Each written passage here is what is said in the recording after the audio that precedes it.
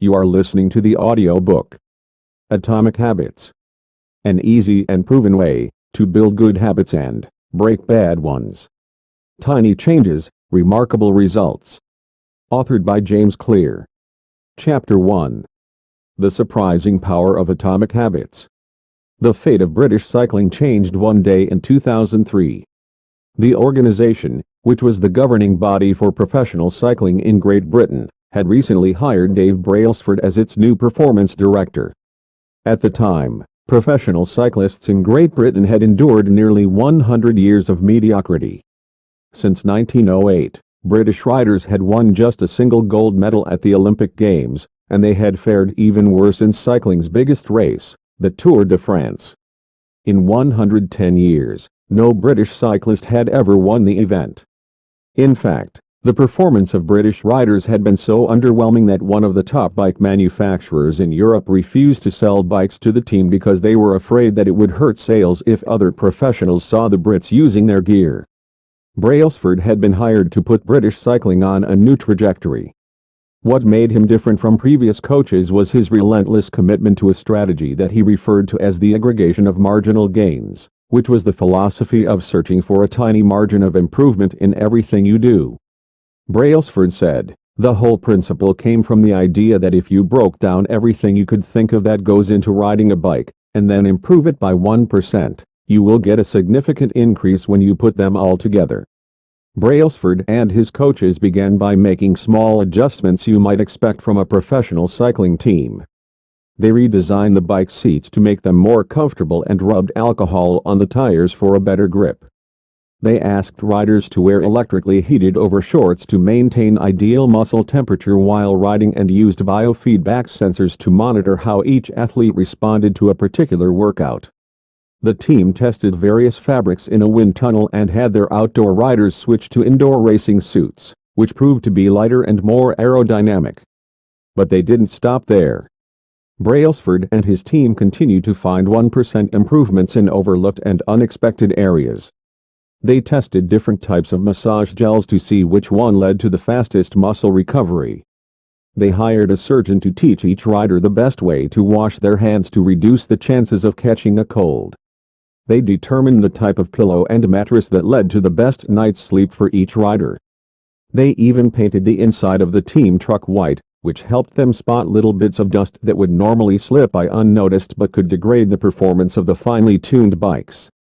As these and hundreds of other small improvements accumulated, the results came faster than anyone could have imagined. Just 5 years after Brailsford took over, the British cycling team dominated the road and track cycling events at the 2008 Olympic Games in Beijing, where they won an astounding 60% of the gold medals available. 4 years later, when the Olympic Games came to London, the Brits raised the bar as they set 9 Olympic records and 7 world records. That same year, Bradley Wiggins became the first British cyclist to win the Tour de France. The next year, his teammate Chris Froome won the race, and he would go on to win again in 2015, 2016, and 2017, giving the British team 5 Tour de France victories in 6 years. During the 10-year span from 2007 to 2017, British cyclists won 178 World Championships and 66 Olympic or Paralympic gold medals and captured 5 Tour de France victories in what is widely regarded as the most successful run in cycling history. How does this happen? How does a team of previously ordinary athletes transform into world champions with tiny changes that, at first glance, would seem to make a modest difference at best? Why do small improvements accumulate into such remarkable results, and how can you replicate this approach in your own life? Why small habits make a big difference. It is so easy to overestimate the importance of one defining moment and underestimate the value of making small improvements on a daily basis. Too often, we convince ourselves that massive success requires massive action. Whether it is losing weight, building a business, writing a book, winning a championship, or achieving any other goal, we put pressure on ourselves to make some earth-shattering improvement that everyone will talk about. Meanwhile, improving by 1% isn't particularly notable. Sometimes it isn't even noticeable, but it can be far more meaningful, especially in the long run. The difference a tiny improvement can make over time is astounding. Here's how the math works out. If you can get 1% better each day for 1 year, you'll end up 37 times better by the time you're done. Conversely, if you get 1% worse each day for 1 year, you'll decline nearly down to zero. What starts as a small win or a minor setback accumulates into something much more. Habits are the compound interest of self-improvement. The same way that money multiplies through compound interest, the effects of your habits multiply as you repeat them. They seem to make little difference on any given day, and yet the impact they deliver over the months and years can be enormous. It is only when looking back 2, 5, or perhaps 10 years later that the value of good habits and the cost of bad ones becomes strikingly apparent. This can be a difficult concept to appreciate in daily life. We often dismiss small changes because they don't seem to matter very much in the moment. If you save a little money now, you're still not a millionaire. If you go to the gym 3 days in a row, you're still out of shape.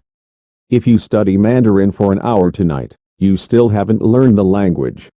We make a few changes, but the results never seem to come quickly, and so we slide back into our previous routines. Unfortunately, the slow pace of transformation also makes it easy to let a bad habit slide.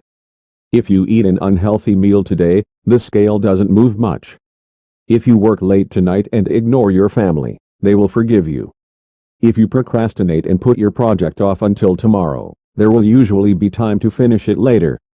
A single decision is easy to dismiss. But when we repeat 1% errors, day after day, by replicating poor decisions, duplicating tiny mistakes, and rationalizing little excuses, our small choices compound into toxic results. It's the accumulation of many missteps, a 1% decline here and there, that eventually leads to a problem. The impact created by a change in your habits is similar to the effect of shifting the route of an airplane by just a few degrees. Imagine you are flying from Los Angeles to New York City. If a pilot leaving from LAX adjusts the heading just 3.5 degrees south, you will land in Washington, D.C., instead of New York. Such a small change is barely noticeable at takeoff. The nose of the airplane moves just a few feet, but when magnified across the entire United States, you end up hundreds of miles apart. Similarly, a slight change in your daily habits can guide your life to a very different destination. Making a choice that is 1% better or 1% worse seems insignificant in the moment, but over the span of moments that make up a lifetime, these choices determine the difference between who you are and who you could be. Success is the product of daily habits, not once-in-a-lifetime transformations. That said, it doesn't matter how successful or unsuccessful you are right now. What matters is whether your habits are putting you on the path toward success. You should be far more concerned with your current trajectory than with your current results. If you're a millionaire but you spend more than you earn each month, then you're on a bad trajectory. If your spending habits don't change, it's not going to end well. Conversely, if you're broke, but you save a little bit every month, then you're on the path toward financial freedom, even if you're moving slower than you'd like. Your outcomes are a lagging measure of your habits. Your net worth is a lagging measure of your financial habits. Your weight is a lagging measure of your eating habits. Your knowledge is a lagging measure of your learning habits. Your clutter is a lagging measure of your cleaning habits. You get what you repeat. If you want to predict where you'll end up in life, all you have to do is follow the curve of tiny gains or tiny losses, and see how your daily choices will compound 10 or 20 years down the line. Are you spending less than you earn each month? Are you making it into the gym each week? Are you reading books and learning something new each day? Tiny battles like these are the ones that will define your future self. Time magnifies the margin between success and failure. It will multiply whatever you feed it. Good habits make time your ally. Bad habits make time your enemy. Habits are a double-edged sword. Bad habits can cut you down just as easily as good habits can build you up, which is why understanding the details is crucial. You need to know how habits work and how to design them to your liking, so you can avoid the dangerous half of the blade. What progress is really like: imagine that you have an ice cube sitting on the table in front of you. The room is cold and you can see your breath. It is currently 25 degrees. Ever so slowly, the room begins to heat up. 26 degrees. 27. 28. The ice cube is still sitting on the table in front of you. 29 degrees. 30. 31. Still, nothing has happened. Then, 32 degrees. The ice begins to melt. A 1-degree shift, seemingly no different from the temperature increases before it, has unlocked a huge change. Breakthrough moments are often the result of many previous actions, which build up the potential required to unleash a major change. This pattern shows up everywhere. Cancer spends 80% of its life undetectable, then takes over the body in months. Bamboo can barely be seen for the first 5 years as it builds extensive root systems underground before exploding 90 feet into the air within 6 weeks. Similarly, habits often appear to make no difference until you cross a critical threshold and unlock a new level of performance. In the early and middle stages of any quest, there is often a valley of disappointment. You expect to make progress in a linear fashion, and it's frustrating how ineffective changes can seem during the first days, weeks, and even months. It doesn't feel like you are going anywhere. It's a hallmark of any compounding process. The most powerful outcomes are delayed. This is one of the core reasons why it is so hard to build habits that last. People make a few small changes, fail to see a tangible result, and decide to stop. You think, I've been running every day for a month, so why can't I see any change in my body? Once this kind of thinking takes over, it's easy to let good habits fall by the wayside. But in order to make a meaningful difference, habits need to persist long enough to break through this plateau, what I call the plateau of latent potential. If you find yourself struggling to build a good habit or break a bad one, it is not because you have lost your ability to improve. It is often because you have not yet crossed the plateau of latent potential. Complaining about not achieving success despite working hard is like complaining about an ice cube not melting when you heated it from 25 to 31 degrees. Your work was not wasted. It is just being stored. All the action happens at 32 degrees. When you finally break through the plateau of latent potential, people will call it an overnight success. The outside world only sees the most dramatic event rather than all that preceded it. But you know that it's the work you did long ago when it seemed that you weren't making any progress that makes the jump today possible. It is the human equivalent of geological pressure. Two tectonic plates can grind against one another for millions of years, the tension slowly building all the while. Then, one day, they rub each other once again, in the same fashion they have for ages, but this time the tension is too great. An earthquake erupts. Change can take years before it happens all at once. Mastery requires patience. The San Antonio Spurs, one of the most successful teams in NBA history, have a quote from social reformer Jacob Riis hanging in their locker room: "When nothing seems to help, I go and look at a stonecutter hammering away at his rock, perhaps 100 times without as much as a crack showing in it. Yet at the 101st blow it will split in two, and I know it was not that last blow that did it but all that had gone before." All big things come from small beginnings. The seed of every habit is a single, tiny decision. But as that decision is repeated, a habit sprouts and grows stronger. Roots entrench themselves and branches grow. The task of breaking a bad habit is like uprooting a powerful oak within us. And the task of building a good habit is like cultivating a delicate flower one day at a time. But what determines whether we stick with a habit long enough to survive the plateau of latent potential and break through to the other side? What is it that causes some people to slide into unwanted habits and enables others to enjoy the compounding effects of good ones? Forget about goals. Focus on systems instead. Prevailing wisdom claims that the best way to achieve what we want in life, getting into better shape, building a successful business, relaxing more and worrying less, spending more time with friends and family, is to set specific, actionable goals. For many years, this was how I approached my habits too. Each one was a goal to be reached. I set goals for the grades I wanted to get in school, for the weights I wanted to lift in the gym, for the profits I wanted to earn in business. I succeeded at a few, but I failed at a lot of them. Eventually, I began to realize that my results had very little to do with the goals I set and nearly everything to do with the systems I followed. What's the difference between systems and goals? It's a distinction I first learned from Scott Adams, the cartoonist behind the Dilbert comic. Goals are about the results you want to achieve.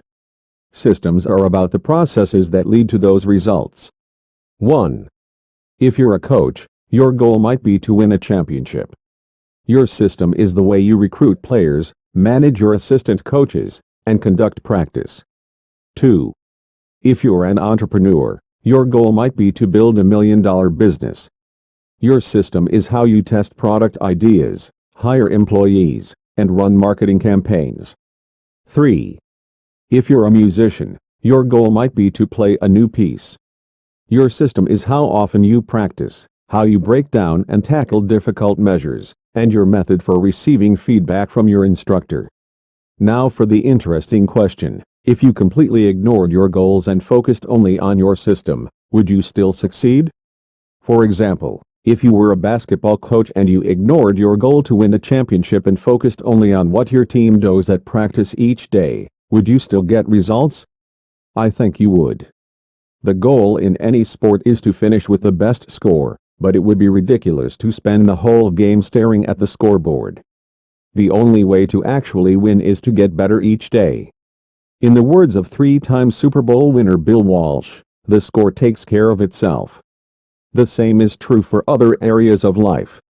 If you want better results, then forget about setting goals. Focus on your system instead. What do I mean by this? Are goals completely useless? Of course not. Goals are good for setting a direction, but systems are best for making progress. A handful of problems arise when you spend too much time thinking about your goals and not enough time designing your systems. Problem number 1. Winners and losers have the same goals. Goal setting suffers from a serious case of survivorship bias. We concentrate on the people who end up winning the survivors and mistakenly assume that ambitious goals led to their success while overlooking all of the people who had the same objective but didn't succeed. Every Olympian wants to win a gold medal. Every candidate wants to get the job. And if successful and unsuccessful people share the same goals, then the goal cannot be what differentiates the winners from the losers. It wasn't the goal of winning the Tour de France that propelled the British cyclists to the top of the sport. Presumably, they had wanted to win the race every year before, just like every other professional team. The goal had always been there. It was only when they implemented a system of continuous small improvements that they achieved a different outcome. Problem number 2. Achieving a goal is only a momentary change. Imagine you have a messy room and you set a goal to clean it. If you summon the energy to tidy up, then you will have a clean room for now. But if you maintain the same sloppy, pack-rat habits that led to a messy room in the first place, soon you'll be looking at a new pile of clutter and hoping for another burst of motivation. You're left chasing the same outcome because you never changed the system behind it. You treated a symptom without addressing the cause. Achieving a goal only changes your life for the moment. That's the counterintuitive thing about improvement. We think we need to change our results, but the results are not the problem. What we really need to change are the systems that cause those results. When you solve problems at the results level, you only solve them temporarily. In order to improve for good, you need to solve problems at the systems level. Fix the inputs and the outputs will fix themselves. Problem number 3. Goals restrict your happiness. The implicit assumption behind any goal is this: once I reach my goal, then I'll be happy. The problem with a goals first mentality is that you're continually putting happiness off until the next milestone. I've slipped into this trap so many times I've lost count. For years, happiness was always something for my future self to enjoy. I promised myself that once I gained 20 pounds of muscle or after my business was featured in the New York Times, then I could finally relax.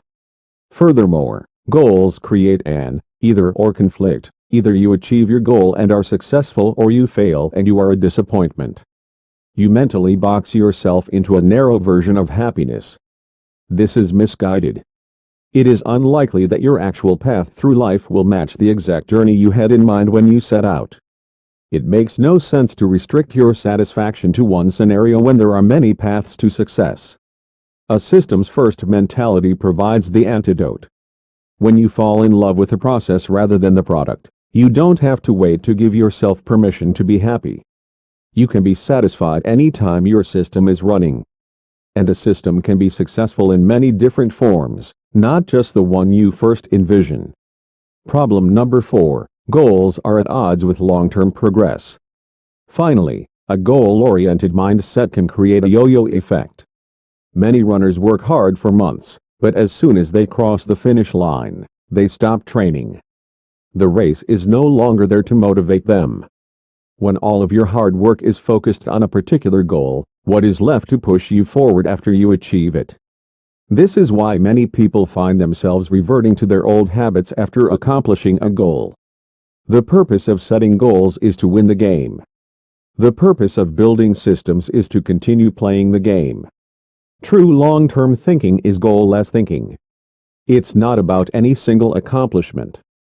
It is about the cycle of endless refinement and continuous improvement.